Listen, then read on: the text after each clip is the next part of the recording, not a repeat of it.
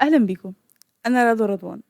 المرّة اللي فاتت لو اتفرجتوا على الفيديو هتلاقوا إن أنا كنت باقول لكم إن البودكاست ده لسه ما قررتلوش اسم ولسه بافكّر له في اسم، ولكن الصراحة أنا المرّة دي قررت الاسم وخلاص وافقت عليه، لإن الاسم ده بصراحة جالي في وقت أنا باعتبره هو وقت الإلهام بالنسبة لي، قبل ما أنام. ده أكتر وقت أنا بييجي لي فيه أفكار رائعة، والاسم ده من ساعة ما جالي وأنا حاسة إن هو هيكون بداية حاجة حلوة أوي إن شاء الله. فأهلًا بيكم في تاني حلقة من بودكاست آراء. عارف كده اليوم اللي بتصحى فيه تعمل فيه كل حاجة أنت عايزها، وتحس إن أنت أكتر بني آدم نشيط وقوي وكويس في الدنيا، وتحس إنك لو استمريت على الروتين ده لمدة شهر واحد ممكن تبقى في حتة تانية خالص، ولكن سبحان الله بتصحى تاني يوم الصبح تحس إنك مش عايز تعمل أي حاجة من الحاجات دي تاني. مش عشان أنت ما اتبسطتش بيها، بالعكس أنت اتبسطت جدًا بإحساس الإنجاز، بس مكسل، مش قادر، يعني هتفرق إيه النهارده، مش مهم، تاني يوم، كل الحاجات دي. وهذا يا عزيزي بيُسمى بالاستمرارية، إن أنت ما استمرّيتش على الشيء، مع إن الشيء حلو جدًا، ما استمرّيتش عليه. هو إحنا ليه ممكن نبقى مبسوطين جدًا بحاجة بنعملها زي التمرين أو الأكل الصحّي أو إن إحنا نقرا كتاب أو إن إحنا ننزل نتمشى أو إن إحنا نشتغل على نفسنا أو ناخد course أو whatever الحاجة اللي أنت بتعملها لنفسك وحاسس إن هي بتفيدك، ليه ممكن نعمل حاجة زي دي لنفسنا وبعد كده ما نكمّلهاش، مع إننا بنتبسط بيها وبنحس بإنجاز وبنحس إن إحنا بنعمل حاجة كويسة في حق نفسنا. الحقيقي هو إن دي طبيعة البني آدم. العقل بشكلٍ أو بآخر دايمًا هيودّيك في اتجاه الراحة، من غير ما تحس تمامًا هتلاقي نفسك بترجع تاني لنفس السيناريوهات اللي أنت متعوّد عليها، لإن ده اللي أنت مرتاح عليه، أنت مرتاح إن أنت تصحى في وقت ما أنت عايز وتنام وقت ما أنت عايز وتاكل اللي أنت عايزه وتعمل اللي أنت عايزه بمنتهى الأريحية بدون أي ضغط أو تفكير زائد في الحاجة اللي أنت بتعملها، فحُط نفسك مكان عقلك. أنا إيه اللي يخلّيني أقعد أفكّر في الأكل ده فيه calories قد إيه وفيه بروتين قد إيه، ما دام ممكن آكل الحاجة اللي طعمها حلو من غير ما أفكّر ومن غير ما أحُط في دماغي.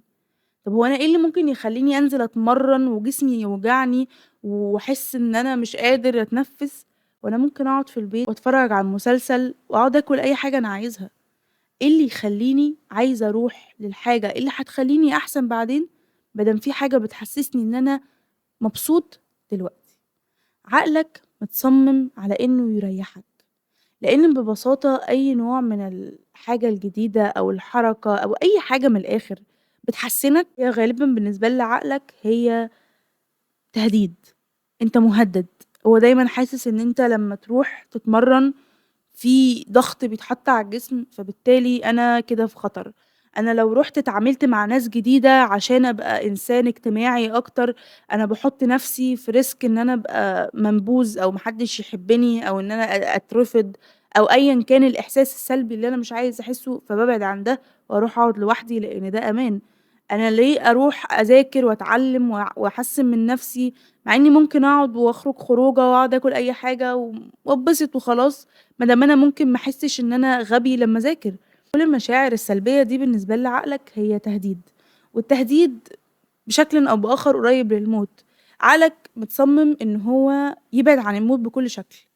حتى لو لاحظت في حياتنا اليومية إن أنت مثلًا وأنت ماشي في الشارع أنت ممكن تلاقي نفسك عملت حركة لا إرادية تمامًا في أقل من ثانية عشان تحمي نفسك من عربية جاية، مع إنك ما حسيتش بده، أنت ما فكرتش في ده، أنت ما عملتش أي حاجة، ما خدتش ثانية واحدة عشان تفكر في الفعل ده، أنت جسمك عمل الحاجة دي بتلقائية كاملة.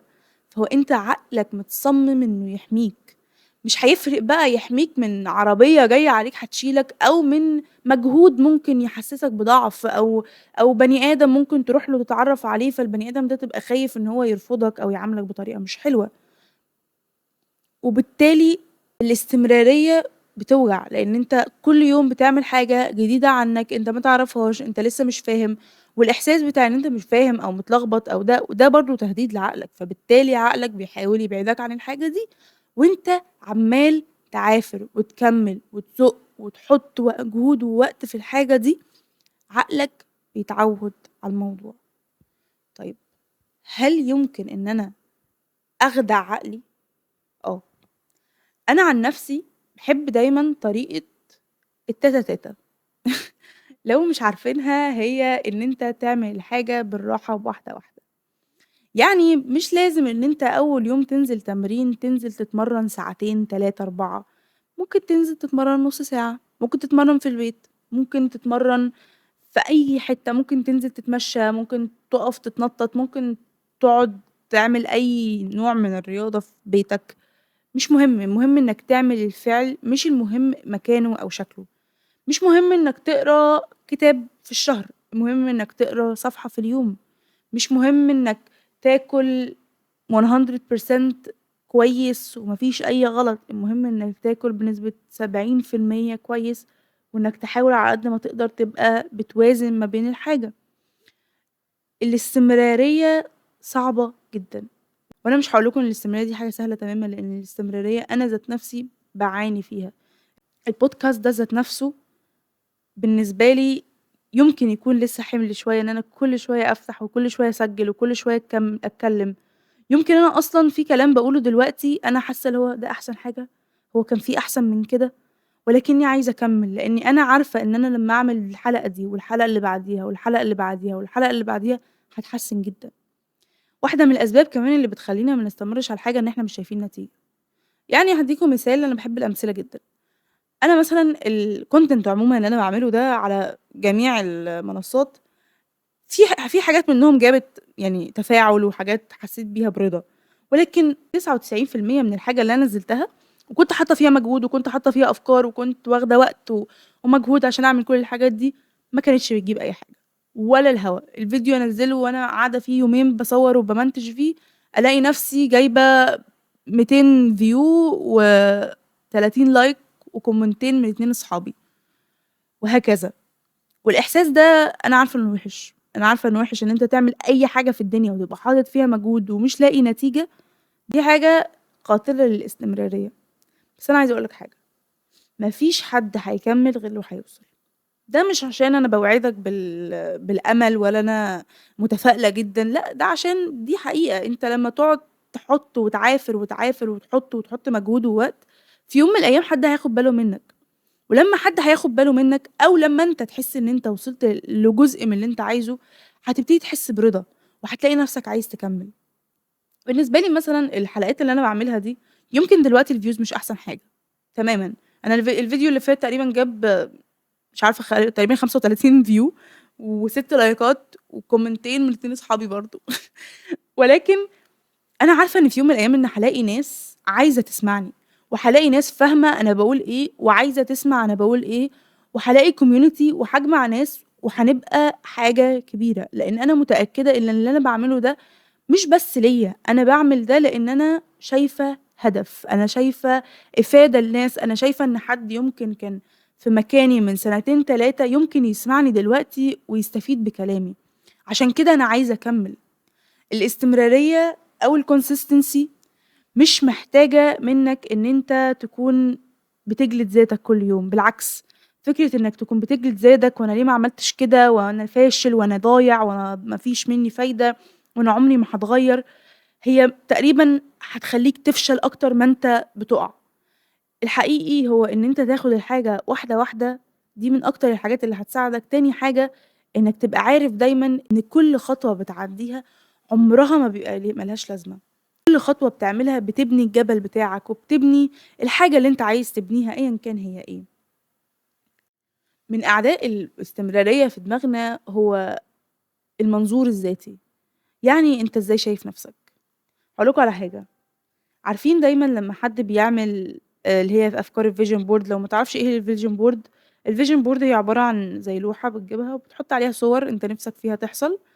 بتعملها في أول السنة، في نُص السنة، أيًا كان مش لازم وقت معيّن، ولكن معظم الناس بتعملها في أول السنة، بتحط فيها مثلًا صور لفلوس، لعربيات، لجسم معيّن، لشغلانة معيّنة، أيًا كان هُم عايزين يوصلوا لإيه وبيحطوها بحيث إن هي تبقى قدّامهم ويبقوا شايفينها.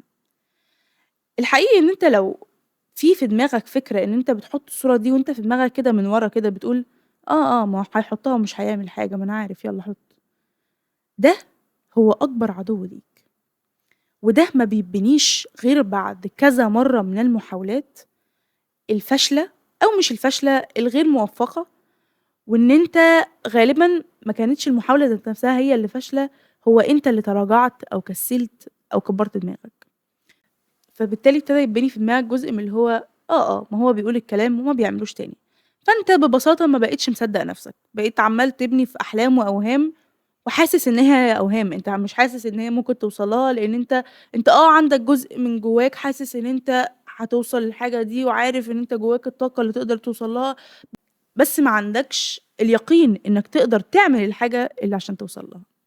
فبالتالي دماغك بتبقى شايفة عنك وجهة نظر مش أحلى حاجة في الدنيا، وده مش هيتصلّح غير لمّا تكمّل، تعمل حاجة وتكمّل فيها. قررت تفتح channel على اليوتيوب، كمّل فيها، حتى لو أنت مش عارف أنت بتعمل إيه، كمّل فيها. قررت تنزل الgym وتحسّن من صحتك وتاخد بالك من نَفْسك، كمّل في ده، حتى لو وقعت في يوم كمّل، ما تقومش تاني يوم وتقول لأ خلاص أنا مش هاعمل ده تاني. قررت تبتدي تصلّي وقررت تبتدي تلتزم في الصلاة، كمّل في ده، حتى لو في يوم نمت اليوم كلّه والّا ما صليتش ولا صلاة، اصحى تاني يوم وصلّي اللي عليك وصلّي اللي عندك وخلّص كل اللي عليك. قررت إنك تحسّن من دراستك وإنك تجيب درجات أحسن، حتى لو السنة اللي فاتت جِبت D وF وجِبت درجات مش أحسن حاجة تمامًا، كمّل ده دلوقتي وعندك سنة جديدة واعمل فيها اللي أنت عايزه، وحُط المجهود وكمّل في الحاجة اللي أنت عايزها لغاية ما توصل لنتيجة تخلّي دماغك تغيّر وجهة نظرها عنك. في 2020 أنا تقريبًا خسّيت أعتقد 25 كيلو أو حاجة كده، ومن ساعتها والله، والله، والله إن أنا بقى عندي إحساس إن أنا أقدر أعمل أي حاجة. لإني أنا كنت شايفة إن فكرة إني أخس دي معجزة، إزاي أنا ممكن أعمل كده أصلًا؟ هو إزاي الناس بتعمل كده أساسًا؟ هو إزاي ممكن حد يخس وخلاص ويريّح دماغه ويبقى كويس؟ إزاي حد أصلًا يعني إزاي الprocess بتاعة إن أنت بتخسر الدهون ده بتحصل؟ أنا كنت شايفة إن دي مستحيلة، مستحيل تحصل لي، ولكن حصلت لي. لمّا حطيت الوقت ولمّا حطيت المجهود ولمّا حطيت قدّامي هدف معيّن عايزة أوصل له وصلت له. ومن ساعتها بقى في دماغي فكرة إن أنا لو عايزة أعمل أي حاجة هاعملها.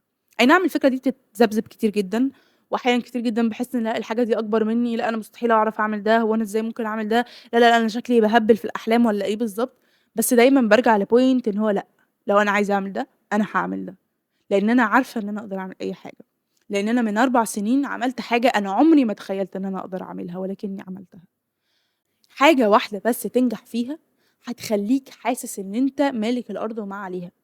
هتخلّيك حاسس إن أنت تقدر توصل لأي حاجة، وإنك تقدر تكمّل في أي حاجة، فبالتالي كل مرّة هتحط لنفْسك هدف، دماغك هيبقى عندها اعتقاد إن هو لأ أنا ممكن أعمل ده، وأنا ممكن أستمر على ده، وأنا عندي القدرة إن أنا أقف، وإن أنا أكمّل، وإن أنا أقف لنفْسي وأقول هاكمّل.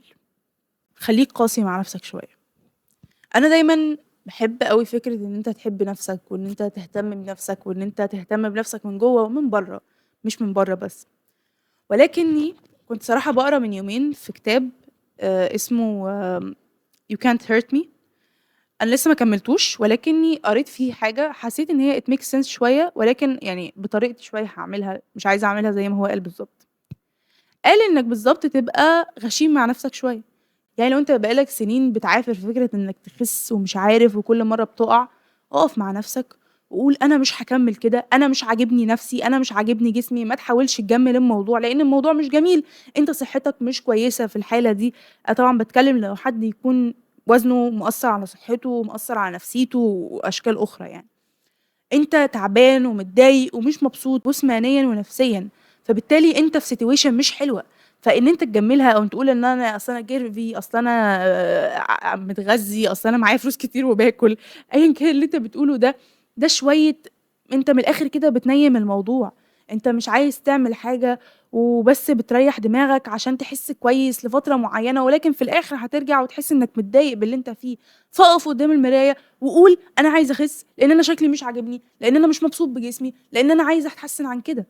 لو أنت حاسس إن درجاتك مش حلوة أو إن أنت مش مبسوط بالشغل اللي أنت فيه، اقف في المراية وقُل أنا مش مبسوط بالشغل اللي أنا فيه، وأنا مش باحط مجهود كفاية، وأنا عمّال أعمل قرارات وما باكمّلهاش للآخر، وما بانمّيش من نفسي. خلّيك غشيم مع نفسك شوية، طبعًا بlimits عشان ما يأثّرش على صحتك النفسية، ولكن فكرة إن أنت تبقى قدّام نفسك بتُقف وتقول لأ، أنا مش هاعمل ده تاني، لإن أنا الحاجة دي بتضايقني، الحاجة دي بتوجعني، الحاجة دي بتضرني، دي من أكتر الحاجات اللي هتخلّيك تكمّل. لإن أنت عارف إن في حد وراك بيُقف معاك كل يوم ويحاسبك.